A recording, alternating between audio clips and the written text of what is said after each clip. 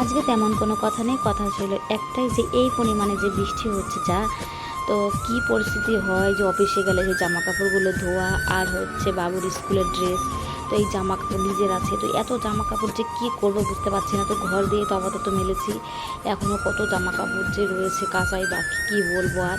তো কার কার ওখানে এরকম জোরে জোরে এত পরিমাণে বৃষ্টি হচ্ছে, আর এখানে কিন্তু ভীষণ পরিমাণে মুর্শিদাবাদে বৃষ্টি হচ্ছিলো, কালকে রাত ভরে বৃষ্টি হয়েছে, আজকে সকাল থেকেও হচ্ছে কিন্তু একটু কমেছে আর কি, অঝোরের থেকে এখন টিপ টিপ করে পড়ছে। তো কী বলবো, বাবু এদিকে ঘুমাচ্ছে আর আমি হচ্ছে কাজ করলাম, তো রান্নাঘরটা সব ধোয়া পাচকা মাজা সব কমপ্লিট হয়ে গেছে, এখন হচ্ছে আমি বাসনগুলো একটু বাদে গোছাবো।